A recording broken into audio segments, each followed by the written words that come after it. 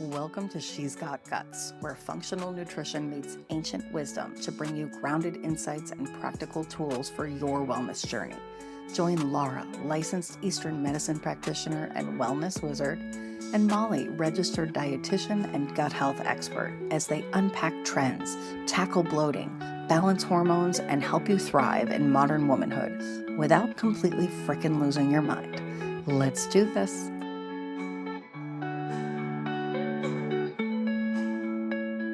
Hello. We're here. We're ready for probiotics. We are here, and we've got guts full of bugs.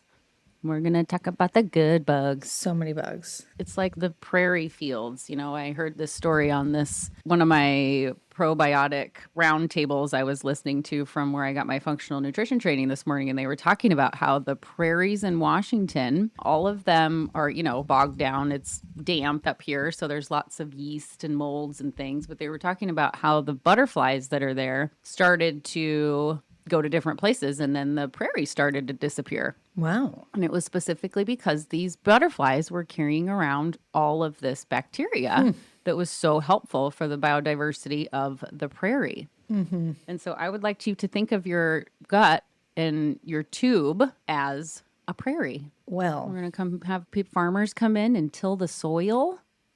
Till it up.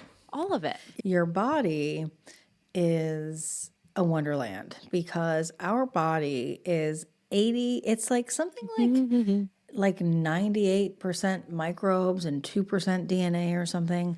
I have to look up the exact figure. 4 to 6 pounds of probiotics. That's just in your body. colon though, but like what percent of the human body are microbes and what is DNA? It's more than we actually have in genes, from what I understand. Like we have more microbes than we do genes. Like there are more microbes than there is cells in our physical body, which is insane.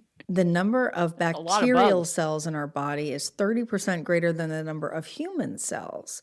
And 20 to 30% of bacteria are lost with an average bowel movement. So that's very interesting. We used to think it was 90%, but recently researchers from Weizmann Institute of Science in Israel confirmed it is not 90%. Ooh. Yeah.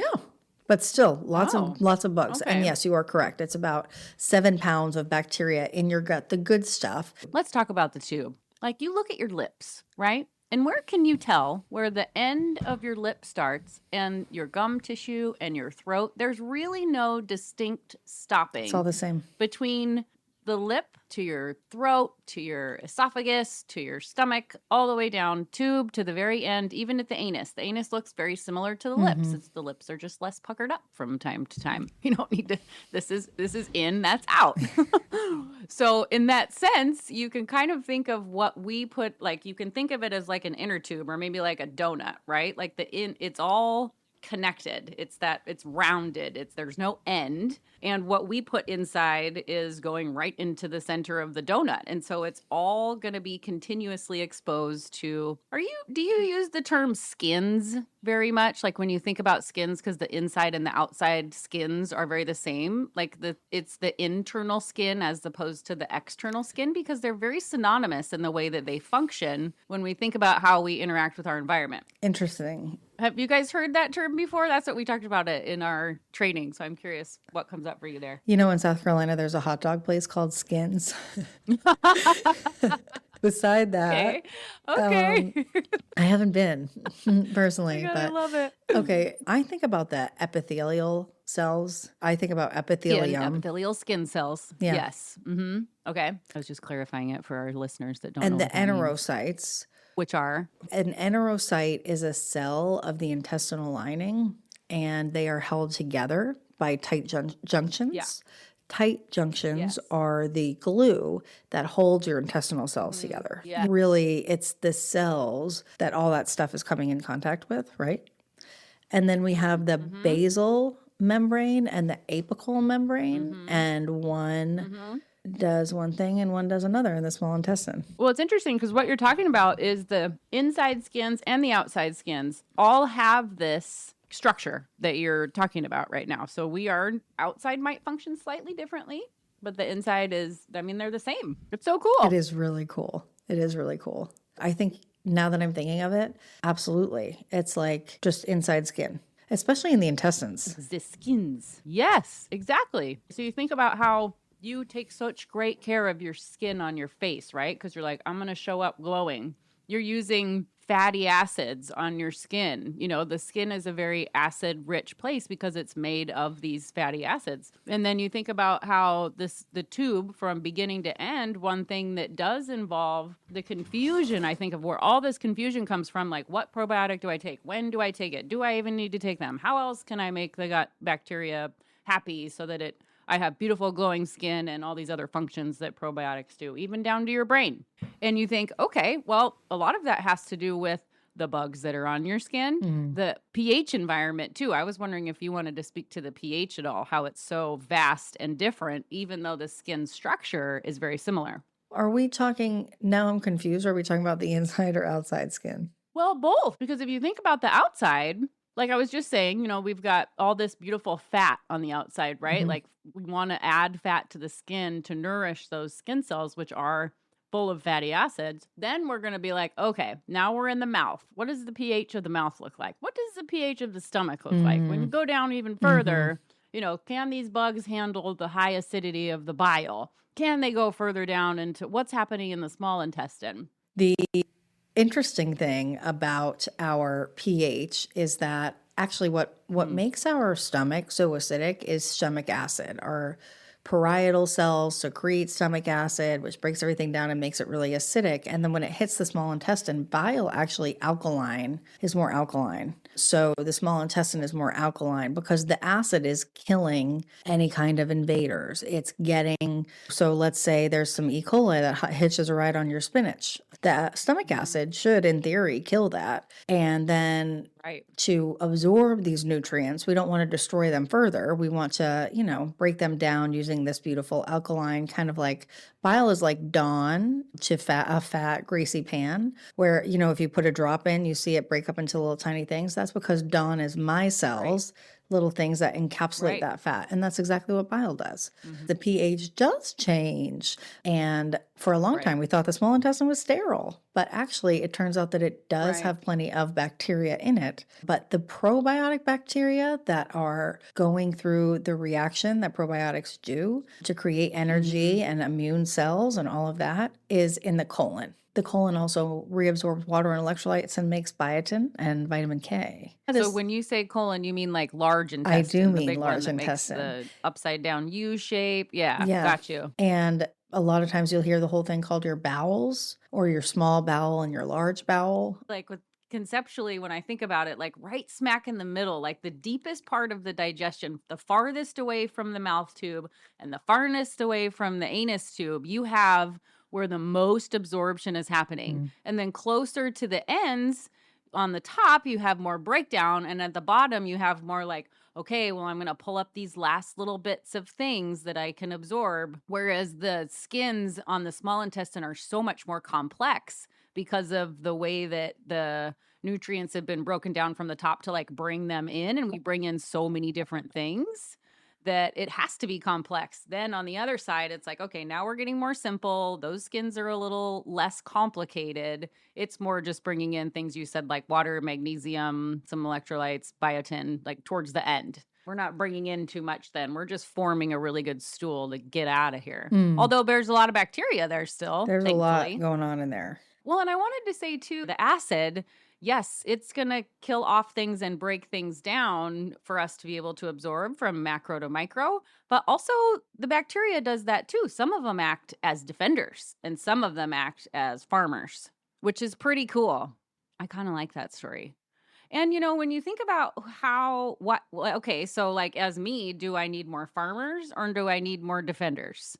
And I think how you come into this world and what you interact with consistently, what kind of water you're drinking, what kind of food you decide to put in, whether it's organic, not organic, whether you have, heirloom or not heirloom, whether or not it's local or not local. I mean, those things make a difference. And then, you know, your exposure to chemicals, what else you're putting in, pharmaceuticals might make a difference, but also what your foundation of farmers and defenders look like from the beginning. Like if you were born, in a C-section and maybe you weren't breastfed, your diversity in your microbiome is going to look so different. Not necessarily bad or worse. Like you could have done just fine with the other elements of how you nourish it, but you is going to look very different from someone who was born vaginally and breastfed because your foundation is very different. And I think that's super, super cool. When I was doing research this morning on this topic, I found there's a certain strain of L. reuteri, number 17938, that when they gave it to C-section babies, 2 weeks to 4 months of age, they ended up having a microbiome similar to babies that were born vaginally. And when vaginally born infants... Vaginally, not breastfed. I'm talking about C-section versus vaginal. Yeah. Right. And when vaginally born infants were given the same strain, nothing changed in their microbiome. Now, we're not certainly giving infants probiotics without the doctor, but I agree. I think it's so cool how we can just moderate all of this stuff. Yeah. Well, and also just paying attention to what's around you. Like before we started the show here, we were talking about how indigenous cultures, who there aren't very many of them left, but that are running around foraging and getting their hands in the dirt more and being able to be exposed to more heirloom plants, right? Where they're going to get more polyphenols and things. They have a completely different biodiversity than we do. And in some cases, they don't have some of what we consider to be the most important strains, which I can tell you the Chinese names of herbs all day, but probiotic strains are not right on the tip of my tongue. But lactobacillus, I remember, was one of the ones that they said that most of these indigenous cultures just don't have. And you're like, oh my gosh, that's so wild. Yet they're healthy and doing just fine. And then I kind of wanted to talk a little bit about culture, like culture in general. It has two different meanings. Right? One is we've got a petri dish with a culture in it, or we have an artichoke with some bacteria on it and your hands that you bring to it and you're washing it off and steaming it or whatever. That itself is its own, bigger level, like higher level culture in terms of just going more globally and looking at the whole picture. And then you have someone like you who lives on the East Coast, and you may be getting completely different bugs over there than I'm getting on the West Coast. And then we get on a plane and we get lots of bugs. And then we go and land in South America and we start eating their version of fermented foods and we get lots of bugs. So the culture inside of you matches the culture outside of you. I think is just a super cool concept. Like, how traveled are you? How cultured are you? And that is most likely going to be very synonymous with the biodiversity that you have in your gut. Very cool. So cool. Your right hand and your left hand have two completely different microbial patterns. Oh, I believe because you. of the way that you use to the them. Gutter, so I know, it's crazy, isn't it? Exactly. I like that little culture I'll thing. stay out of the gutter. Yeah. It's true though. It's true. Like it's so different. If you're dominantly right-handed, your right hand is going to have a lot more. Well, I shouldn't say more or less, but it's going to be different than your left hand. And maybe you wash one of them better, or maybe one of them, you know what I mean? So it's just really interesting to me. Like I pet my cat with my right hand, not with my left hand. Oh, that's so true. Spicy. Well, and what I think is so interesting too is that when we think about marketing and we think about probiotics and we think about like kind of what we see on the internet versus what we've just even covered right now, it's like, wow, there's this consensus out there that people need to take it all the time and that you should, of course, be replacing these beautiful bacteria, and could you not? And look at this new thing, and Halle Berry is out there with Akkermansia and she's been taking it for 3 years straight. So I must have to take it for 3 years straight. And I just think it's so interesting that if you were to ask someone, the average person who was on a probiotic, what that particular blend of strains did, they wouldn't know. And then if you were to ask them if they've noticed any difference since they started taking it, they also wouldn't know. And that I know because all my clients come to me on probiotics and I always ask them if they've noticed a difference. And they always say, I don't know. Yeah, exactly. Well, and I really think that speaks to going back to the very beginning of the prairie example. When this butterfly is roaming around. It's going to land in a different place here, and it's going to land in a different place there. And it's going to take different bacteria with it, and it's going to get blown in the wind, and there might be rain happening and all of it. And also, once it lands on something and actually starts to cultivate, we've got a very cultured butterfly here. It's also in a different environment than maybe where the butterfly landed just 2 feet to the right of it.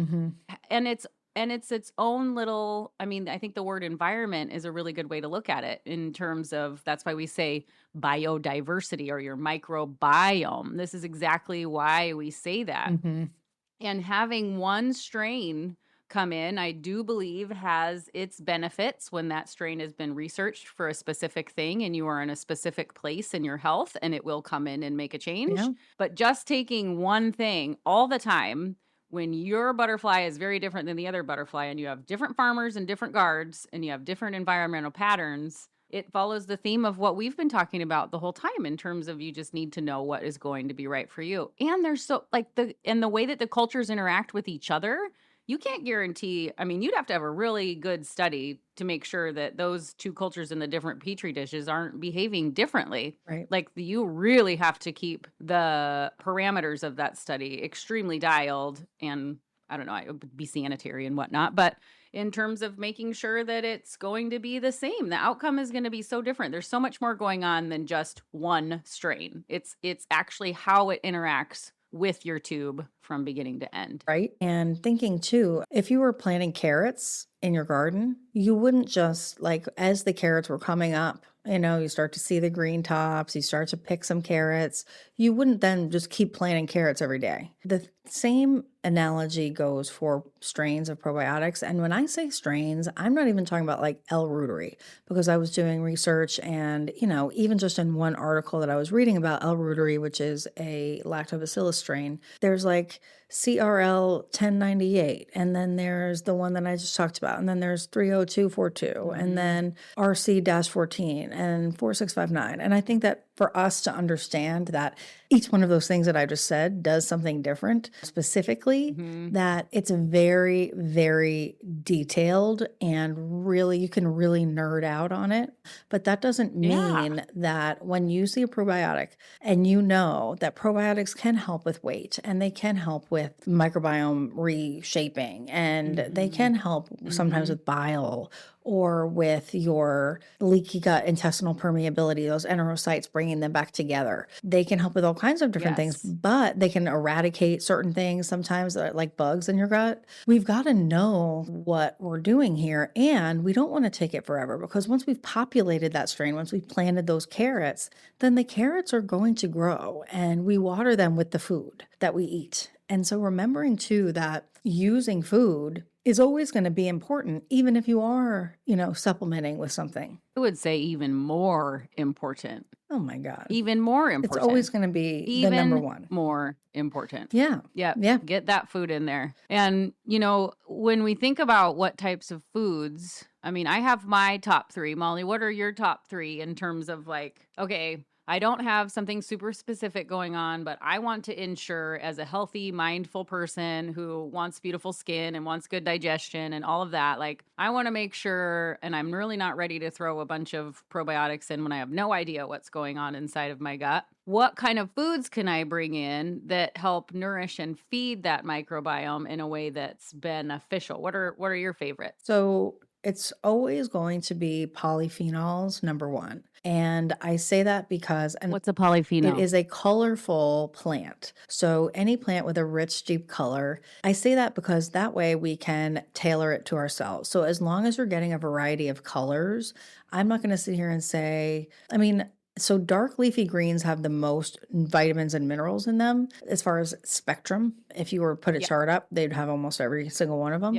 But when we think about... And if you want to learn more about that, we do have a really great pod about that with our superfoods one. You should go back right now and listen to that one, then come back here. Yeah, for sure. If you need cooked vegetables, then you're going to want different colors, but you're going to want them cooked. Anyway, there's a variety of ways to do it, but if you can incorporate bright colors into your diet, then that's going to be number one. The second thing that I really like for feeding the gut microbes is fermented foods. We call them functional foods too. And so that could be anything from miso to sauerkraut to cucumbers that you salted and let sit out on the counter for a little bit, but something that's got a little bit of a live culture. And I would prefer that live culture to be unsweetened. So if you're going to do kefir, don't do agua kefir or, like those little yogurt drinks that they have that are really, really sweet. That's not the point of getting the live culture. No. And my favorite is probably coconut cult because that has 7 Oh, different I love strains. coconut Yeah. cult. They've been around for so They're the long. And best. they're human strain from what I remember. Oh my God, yeah. They were human strain. Yeah, they're not bovine. It's They're so not good. cows or pigs. They are human. Yeah, But which sounds super weird, but it's also really, really good. because most yogurt just has Lactobacillus acidophilus in it, and coconut cult has like 7 different ones. And a lot of them are all ones that do calm down your gut and do help to support your overall digestion and healthy flora. I really think that that is going to be on that list. I do want to add to that polyphenols grown in environments where are polyphenol rich foods grown in environments where the soil is depleted or they have major amounts of, I just want to kind of remind people of this, that they're kind of hard to find these days in terms like polyphenols are in all sorts of foods, but we want to make sure that we're getting some that are maybe even heirloom, because then you're getting that really beautiful rich picture of all the polyphenols, and hopefully, and they've been grown a lot in soils that are more rich in biodiversity with the bacteria in there. So if possible, if you can grow your own little one favorite polyphenol rich food, maybe it's an eggplant, maybe it's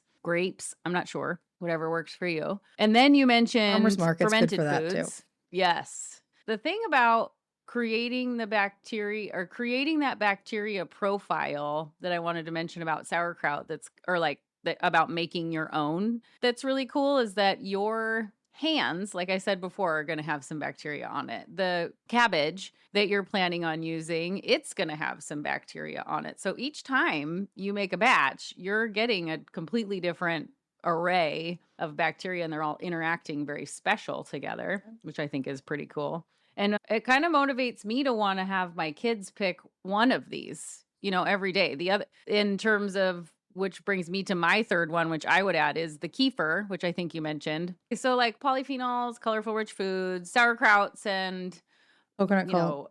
kimchi's, yes, coconut cult yogurts.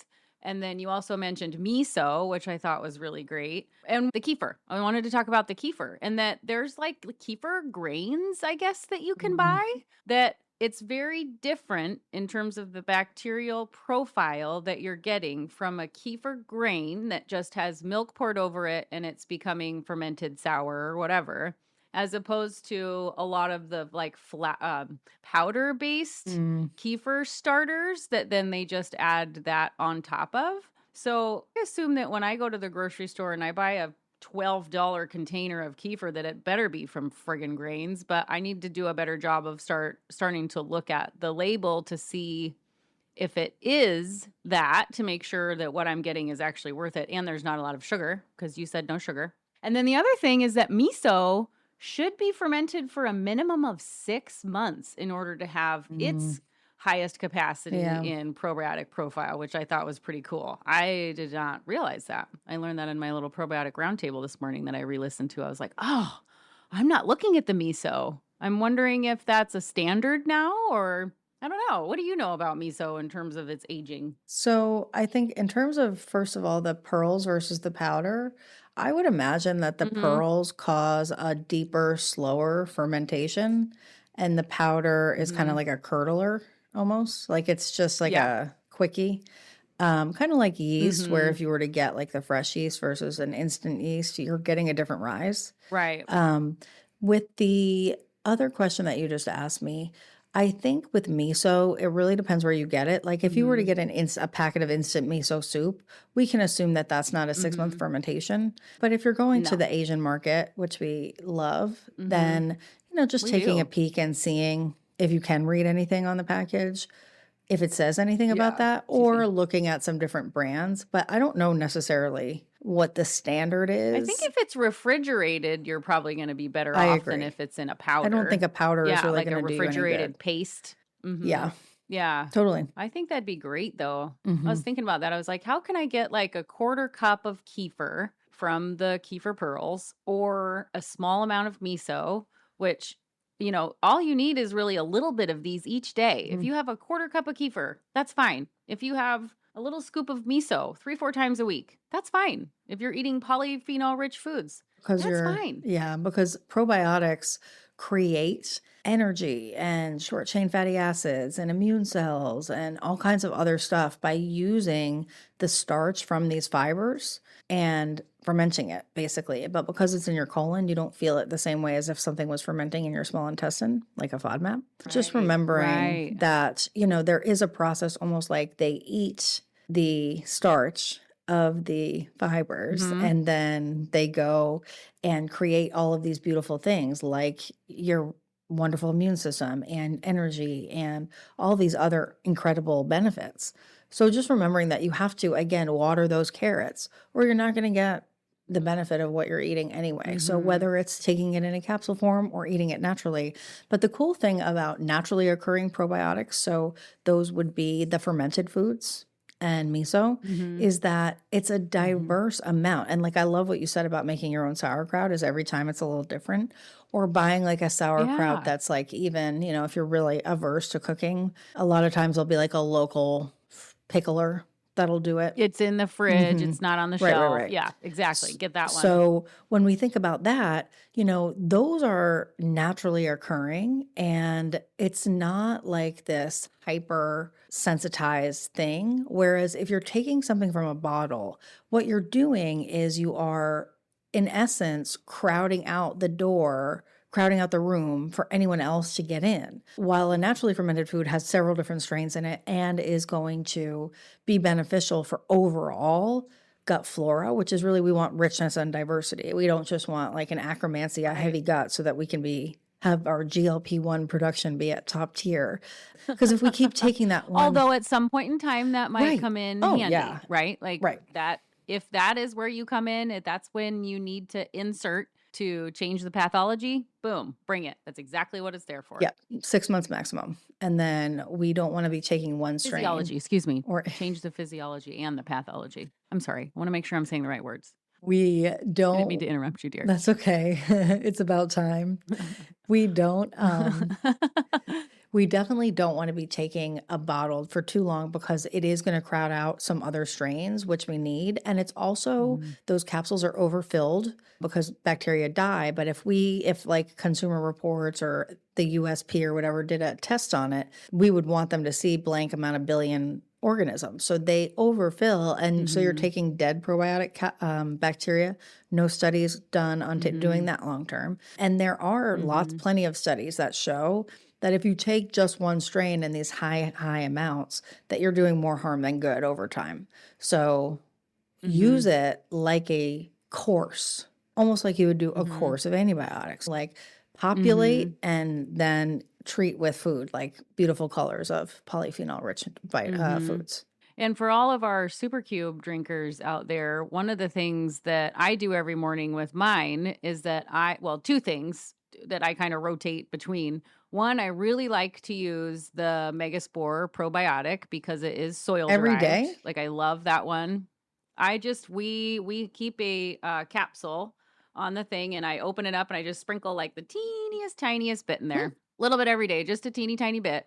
And then I'll take a break from time to time. But I like the soil because it's less, derived from human stuff. I find that it's going to be a little bit more diverse. I just like that one. And I don't get every vegetable every single day that I would love to get inside of me, even though technically it's a tube. So it's not really inside of me. Like it's just kind of going through me. I could say that about cookies too, if I really wanted to, but I'm not going to because I don't eat a lot of cookies. The other thing that I think is really cool, and this is kind of just a heads up to people who are like, what do I maybe have around that I could turn into something that is fermented sort of beverage or something, is that you can take a can of coconut milk and you can use what strains you have around. Like, let's say you haven't taken any for a while and you want to create something. You can take a powder of it. Like I would take my Megaspore probiotic and I would put it in a jar and I would put it in with the coconut cream or coconut milk. I like cream better. And then you just let it sit, you shake it up. And I usually put a little bit of cinnamon in there. And sometimes I'll put a little pinch of salt in there and shake it up. And I will just let it sit on the counter for like 24 hours.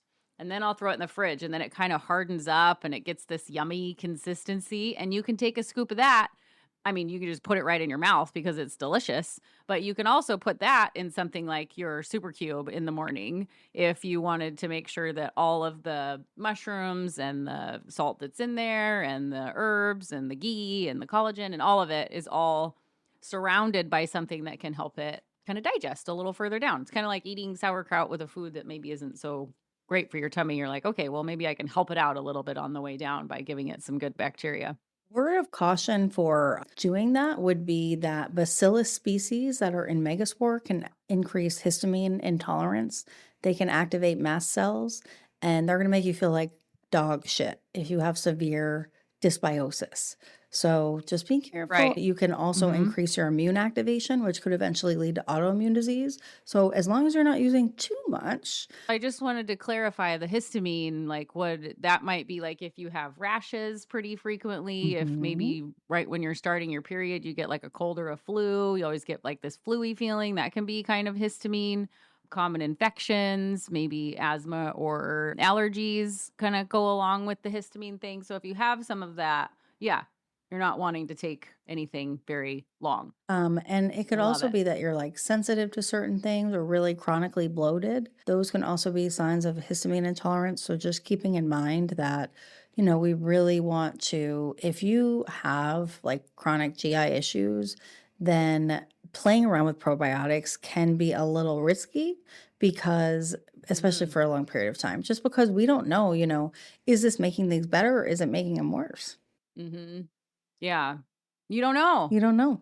Because if you can't answer if it's making it better, then you're like, well, is it actually making it worse, but it just hasn't hit the tipping point yet? Right, I mean, right. what's going on there? Or is it that I'm taking this because it said take it for skin health, but I'm taking a strain that actually kicks up whatever is causing my skin to flare. And so that's where Yes. that's where we would. But what I do with them is I do a short course. So I'll do like one bottle of a different kind, a couple different times, a couple different kinds, a couple different times a year, depending on what my goals are. But I do also like the spore base for sure, because it is like, it's not actually for a depleted microbiome. It's really more for that. It's kind of like if all the probiotics are hanging out in the room, it helps them. It's like Dr. Oz says, it's like a social lubricant for your probiotics. They all start talking to each other again. It's a metabolic tool. So weird. Yeah. Hey, while we're here, let's talk about some things. So, you know, you're like, okay, we talked about the rich foods, here's a picture from top to bottom. We've kind of covered what you could bring in, but also like if people are wanting to just be optimal, that's a great step to go. You know that you need to consult your primary care provider or someone like us to help you dial in on what probiotic might be helpful in a specific symptom picture or disease or chronic disorder. Like, yes, we're going to want to bring these in for a small amount of time. You mentioned, you know, coursing it over the year just to make sure that everything's going well. And then I wanted to also talk about things that maybe people don't think of in a sense of how the microbiome can be like wiped out or affected by things that aren't necessarily just food or what we commonly know and are overused as antibiotics, right? Like antibiotics are definitely going to wipe everything out. In Chinese medicine, they're extremely, extremely cold. It's helpful if you have heat, like a heat generating bacteria inside of you, and antibiotics are coming in and cooling them off. But I don't think we talk enough about how the recipe of other things that might be going on in your life and the way that you're interacting with your environment can truly change your microbiome diversity. So let's say you had a breakup and you had to move your house you had to move to a different house and your animal died and your son was sick. Like all of these things are happening at once. This is a recipe for your immune system to be in a super shitty reactive place, right? And a lot of that starts, like you said, the fuel from this system of how we interact in our belly, the probiotics, the acid, the bacteria, all of it. The enzymes, that's all kind of coming together as this soup to make sure that we're moving forward. So this combination of stresses might, if you can back up and look at it holistically, if I'm having more than one or two stressful events that are happening, it might be time to add in to talk to your provider and find what strain or combination of strains might work for you to support you during that stressful time so that it doesn't hit the tipping point. If you have familial genetic things or familial things in your family and you're getting a little older, you're going to want to be mindful of that stuff. You just don't know when it's going to tip the scales into something else. Yeah.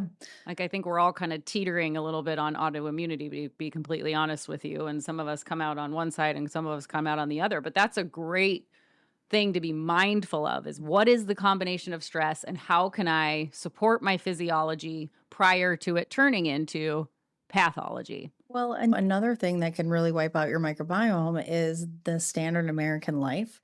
So we wake up and we look at a 5-inch screen, and then we work at a 16-inch screen, and then we unwind at a 55-inch screen, and then we stare at that 5-incher again.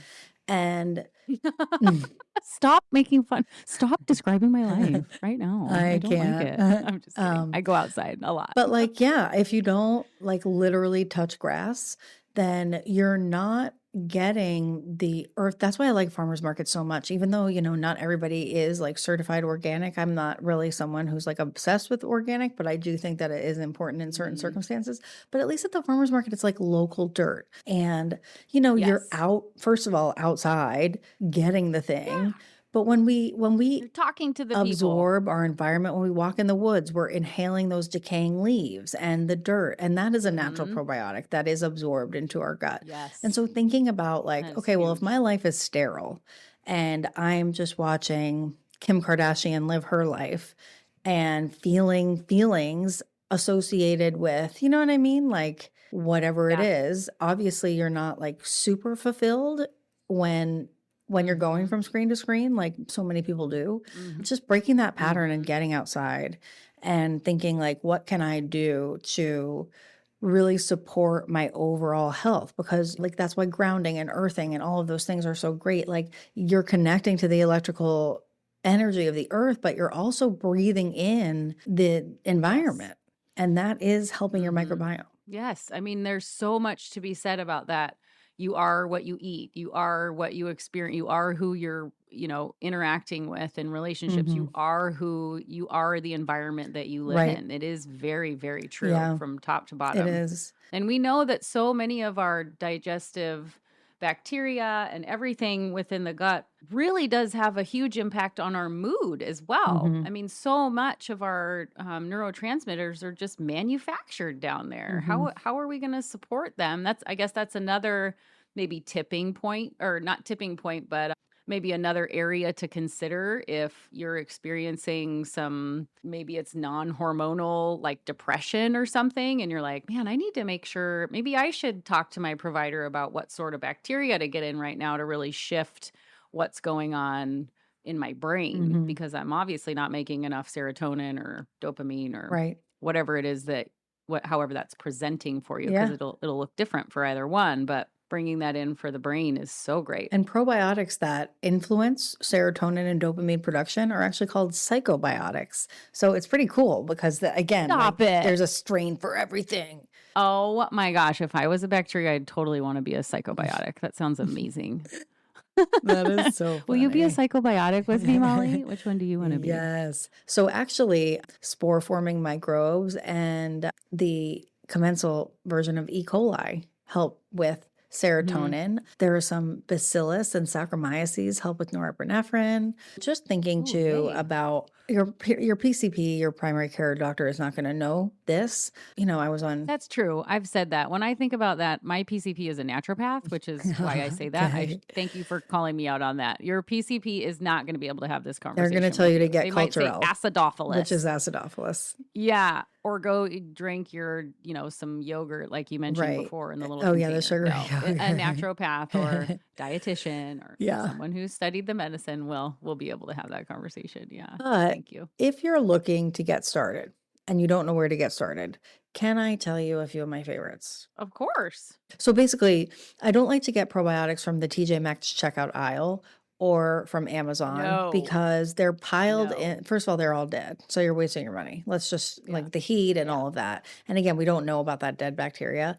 But for women's health, I love integrative therapeutics. It is Pearl's Pro Flora Women's Probiotic. It's Yes. just Yes. L-reuteri and rhamnosus. And I love those Okay. because they are pretty amazing for the vaginal gut axis.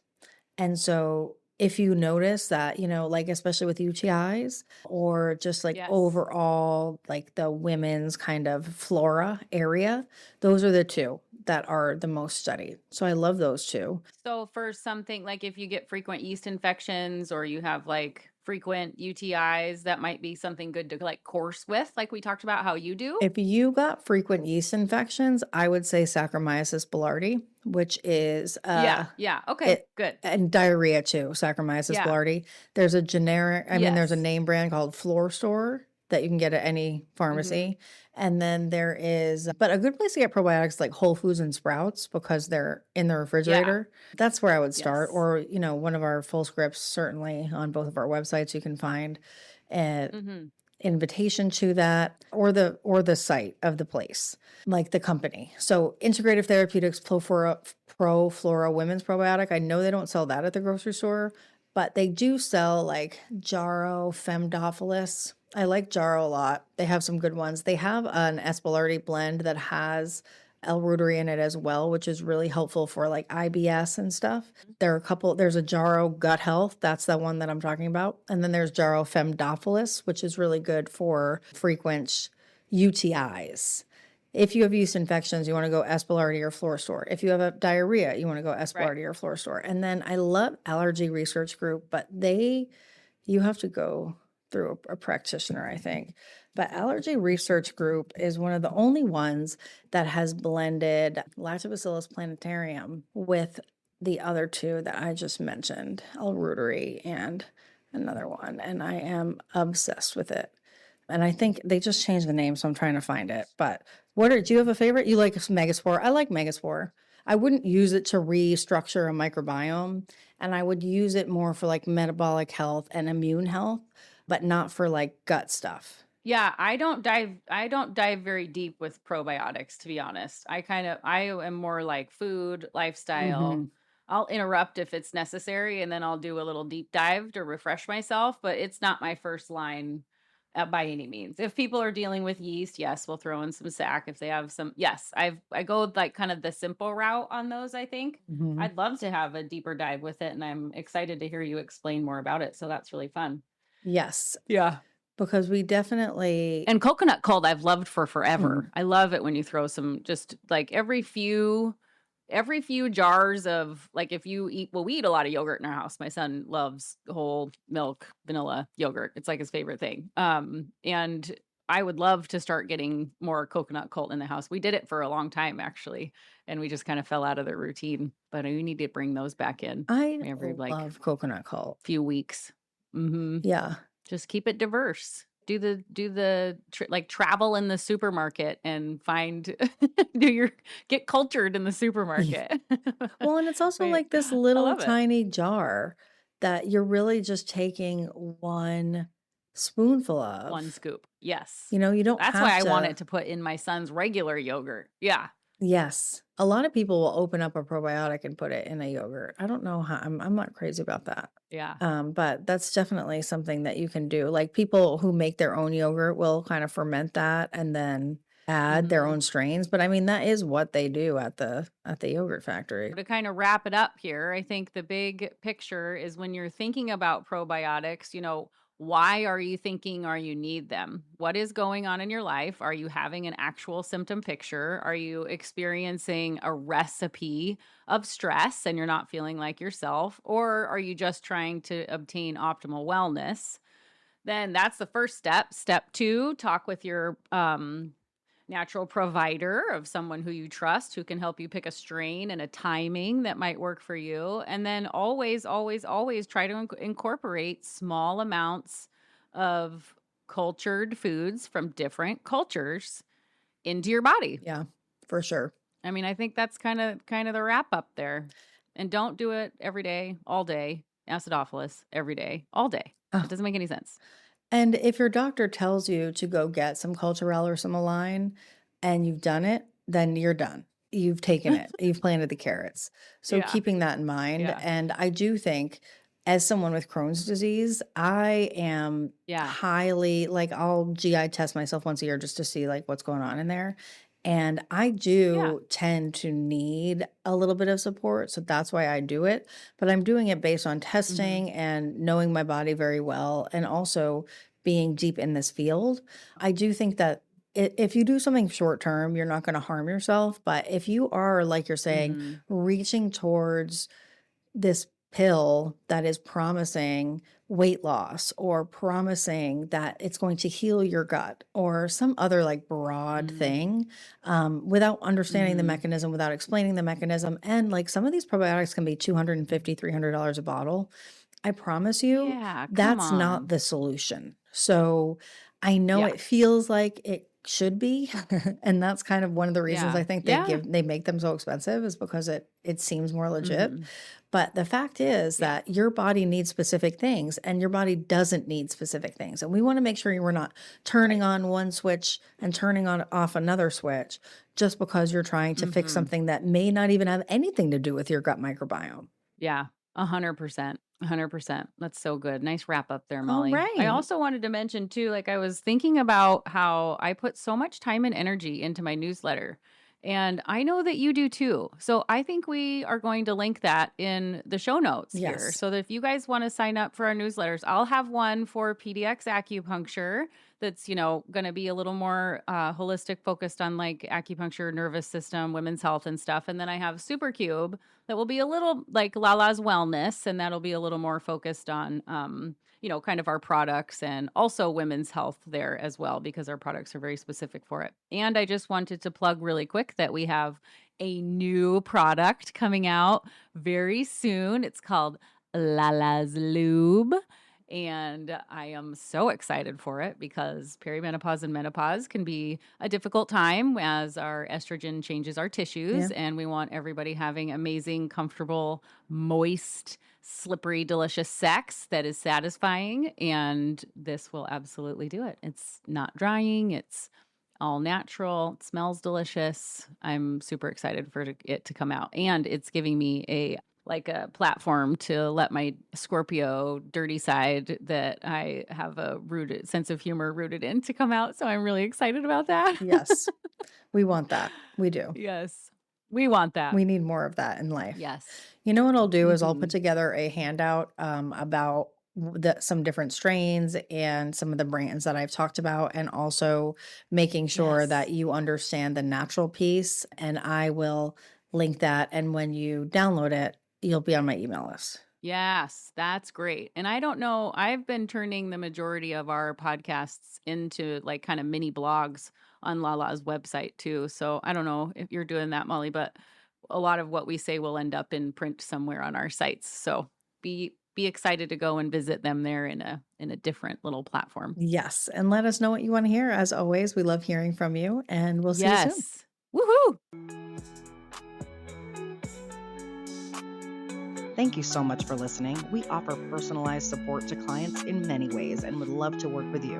Reach out to Laura at Lala's Wellness and Molly at Women's Gut Health for more information. Unlock your full health and hormone potential with Supercube, Boom Bomb, and Best Tea. Check out the link in the show notes for more. See you next Saturday.